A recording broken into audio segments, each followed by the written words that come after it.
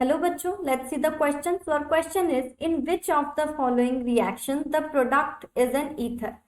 यानी कि इसमें बोला गया है कि इसमें से कौन सी रिएक्शन होगी जिसमें प्रोडक्ट जो होगा ईथर होगा।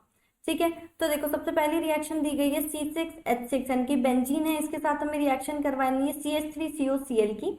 साथ में यूज करना है एनहाइड्रस AlCl3। ठीक है, तो देखो जब भी एनहाइड्रस AlCl3 हम यूज करते हैं तो वहां पर जो रिएक्शन होती है वहां पर रिएक्शन जो हम वहां पर जो रिएक्शन फॉर्म होती है वो होती है हमारी फ्रीडल क्राफ्ट असाइलेशन।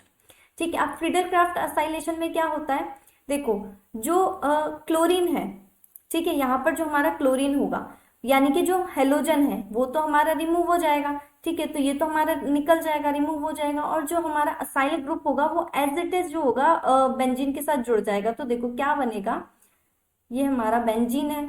ठीक है, ये बेंजीन हमने बनाया।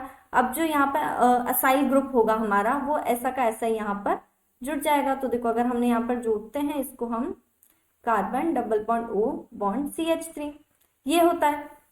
तो इस तरह से आ जाता है। तो क्या ये हमारा ईथर है? तो हमारा ये तो ईथर नहीं है। देखो ईथर में क्या होता है, अगर हम ईथर की बात करें तो देखो ऑक्सीजन इधर आर इधर आर, यानी कि बीच में ऑक्सीजन आना चाहिए, उसके दोनों साइड जो है हमारा जो एल्काइल ग्रुप है या फिर एल्काइल चेन है वो आनी चाहिए। ठीक है, तो ये हमारा इस तरह से अगर फॉर्म होता है तो ये हमारा कहलाता है ईथर। ठीक है, तो यहाँ तो ऐसा कुछ नहीं है, तो हमारा ईथर नहीं है।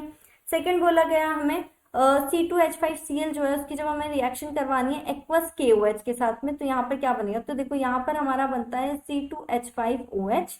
ठीक है, तो ये भी हमारा ईथर नहीं होगा। ठीक है, थर्ड जो बोला गया, देखो अगेन यहाँ पर एनहाइड्रस AlCl3 यूज आ रहा है, तो यानी कि यहाँ पर फ्रीडल का असाइलेशन होगा। तो जो रिएक्शन होगी, मतलब जो प्रोडक्ट आता है हमारा, वो देखो वो यहाँ पर क्या आएगा, अगर हम बात करें तो देखो क्लोरीन तो हमारा निकल जाएगा।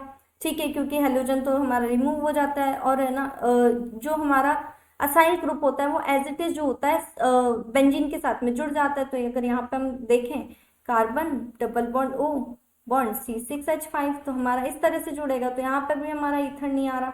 ठीक है, तो ये भी नहीं होगा, तो यानी कि A, B और C तो हमारा ऑप्शन नहीं होगा। अगर हम D की बात करें तो यहाँ पर देखते हैं C2H5Cl है, इसकी रिएक्शन हमें करवानी है C2H5O Na के साथ में। ठीक है, तो देखो C2H5 जो होगा यहाँ पर पॉजिटिव की तरह बिहेव करेगा, क्लोरीन हमारा नेगेटिव होता ही है तो ये हमारा नेगेटिव की तरह बिहेव करेगा, एंड C2H5O जो है यहाँ पर ये न्यूक्लियोफिलिक नेचर शो करता है, तो यहाँ पर हमारा नेगेटिव की तरह बिहेव करेगा, और जो सोडियम है पॉजिटिव की तरह बिहेव करेगा। अब ये जो है C2H5O ये हमारे बैक से इस पे अटैक करेगा। ठीक है, तो यहाँ पर क्या होगा, ये तो इसके साथ कंबाइन हो जाएगा, क्लोरीन जो होगा यहाँ से निकल जाएगा और यहाँ पे Na के साथ यानी कि सोडियम के साथ में कंबाइन हो जाएगा। तो और यहाँ पर क्या होगा, जब ये निकलेगा, जब ये इस पे अटैक करेगा तो यहाँ पे हमारा कैटायन आ जाएगा। ठीक है, तो देखो यहाँ पर जो प्रोडक्ट बनता है वो क्या बनेगा, C2H5O C2H5 और साथ में NaCl। ठीक है, ये बन रहा है। अब देखो क्या ये हमारा रिजेंबल करता है जो मैंने आपको ईथर बताया था उससे। तो देखो एक बीच में O आता है एंड दो यहाँ पर क्या आ रहे हैं, यहाँ पर ये एल्काइल ग्रुप आ रहे हैं, ये देखो एल्काइल ग्रुप आ रहे हैं यहाँ पे, तो ये हमारा ईथर होगा। ठीक है, तो हमें यही पूछा गया था क्वेश्चन में कि इनमें से कौन से रिएक्शन होगी जिसमें हमारा जो प्रोडक्ट होगा वो ईथर बनेगा। तो ऑप्शन नंबर डी जो होगा हमारा करेक्ट आंसर होगा। तो our final answer is option number D. ठीक है, I hope you understand. Thank you and best of luck.